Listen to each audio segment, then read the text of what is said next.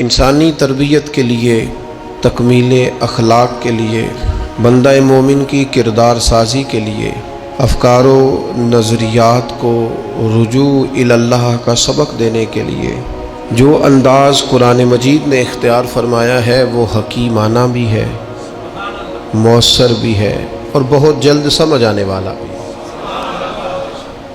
انسان کے ذہن و فکر میں جتنی چیزیں ابھر سکتی ہیں ان سب کے جوابات بھی، اس کو اپنی تعمیر کے لیے کن چیزوں کو اختیار کرنا چاہیے ان کے اختیار کرنے کا اسے پیغام بھی، اور پھر اس کے نتیجے کے طور پر اللہ کی بارگاہ سے اسے ملے گا کیا اس انعام کا اعلان بھی۔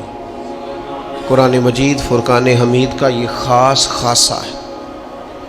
قرآن حکیم کی سورہ انفال میں سے 3 آیات میں نے تلاوت کی ہیں۔ اللہ کریم نے دیکھیے یہاں ان تینوں آیات کے اندر کس مؤثر انداز میں اور کس خوبصورت پیرائے کے اندر ہمیں سمجھایا ہے کہ ہم نے اپنی زندگی اس طرح کی بنانی ہے کہ رب رسول کی بارگاہ میں قبول ہو جائے، اللہ کے انعامات نصیب ہوں۔ ارشاد فرمایا یا ایھا الذین آمنوا لا تخونوا اللہ والرسول، اے ایمان والو اللہ اور اس کے رسول سے خیانت نہ کرو، رب رسول سے خیانت نہ کرنا، وَتَخُونُوا أَمَانَاتِكُمْ وَأَنْتُمْ تَعْلَمُونَ، اور آپس میں بھی ایک دوسرے کے ساتھ خیانت نہ کرنا حالانکہ تم جانتے ہو۔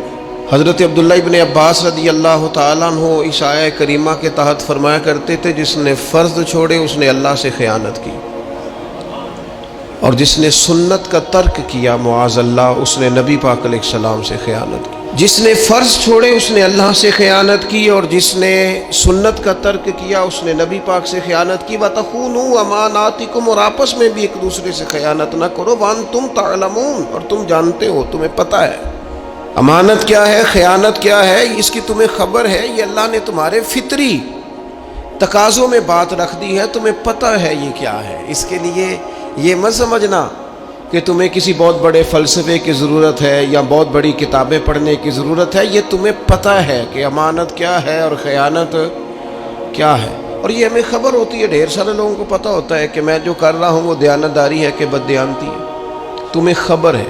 پھر ساتھ ہی آگے فرمایا بددیانتی بندہ کیوں کرتا ہے، کون سی چیزیں سبب بنتی ہیں بددیانتی کا، فرمایا وَاعْلَمُوا أَنَّمَا أَمْوَالُكُمْ وَأَوْلَادُكُمْ فِتْنَةٌ، فرمایا خوب جان لو کہ تمہارے مال اور تمہاری اولاد فتنہ ہے، یہ تمہارے لیے آزمائش ہے۔ مال کی محبت میں بددیانتی کرتے ہو، اولاد کے لیے جمع کرنے کے لیے بددیانتی کرتے ہو تو فتنہ ہے، ان کو دیکھ کر بددیانتی کر رہے ہو۔ دیکھیے پہلے کہا بددیانتی نہ کرو، خیانت نہ کرو، اور ساتھ ہی جو چیزیں اس کا سبب بنتی ہیں، جو اس کی وجہ بنتی ہیں، ساتھ ہی ان کا ذکر فرما دیا۔ فرمایا مال اور اولاد اچھی طرح سمجھ لو یہ فتنہ ہے، یہ آزمائش ہے۔ تو مالک اگر یہ آزمائش ہے تو پھر ہمارے لیے کیا ہے؟ فرمایا وَأَنَّ اللَّهَ عِنْدَهُ أَجْرٌ عَظِيمٌ، بے شک اللہ تعالیٰ کے پاس تمہارے لیے اجر عظیم ہے۔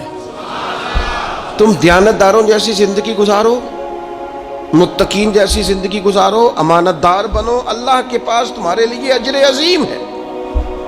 اور پھر آگے ارشاد فرمایا یا ایھا الذین آمنوا ان تتقوا اللہ یجعل لکم فرقان، اے ایمان والو اگر تم اللہ تعالیٰ سے ڈرتے رہو گے تو وہ تمہارے اندر حق اور باطل میں تمیز کرنے کی قوت پیدا کر دے گا، وہ تمہیں نور بصیرت عطا کر دے گا۔ اللہ سے اگر ڈرو گے تو پھر اللہ تبارک و تعالیٰ تمہیں وہ نور دے گا جس سے تم حق اور باطل میں تمیز کر سکو گے، یعنی تمہارے فیصلے ٹھیک ہونے لگ جائیں گے، تمہیں قوت فیصلہ نصیب ہوگی، اور مالک اتنا ہی ملے گا۔ تو 3 باتیں اس آیہ کریمہ میں ارشاد فرمائی۔ فرمایا ایک تو اللہ تمہیں فرقان دے گا، حق اور باطل میں تمیز کرنے کی قوت دے گا، اور دوسرا فرمایا وَيُكَفِّرْ عَنْكُمْ سَيِّئَاتِكُمْ، اللہ تمہارے گناہوں کو دور کر دے گا، اللہ تمہارے گناہ تم سے دور کر دے گا، وَيَغْفِرْ لَكُمْ، اور رب تمہیں بخش دے گا اگر تم اللہ سے ڈرو گے۔ واللہ ذو الفضل العظیم، اور اللہ تعالیٰ بڑا ہی فضل فرمانے والا ہے۔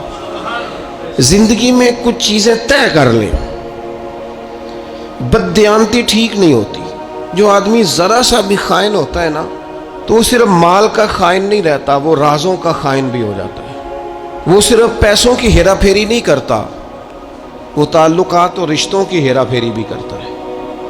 वो तो फिर इस्लामी हुकूमत के राज भी खोलने शुरू कर देता है। जो लोग बददयानत हो जाते हैं वो फिर इतने ज़्यादा बददयानत हो जाते हैं कि अपने आप के साथ भी अमानतदार नहीं रहते। जिनको झूठ बोलने की आदत हो जाती है वो अपने आप के साथ भी सच नहीं बोलते। फरमाया ला तखूनुल्लाह वर रसूल, अल्लाह रसूल से खयानत न करना।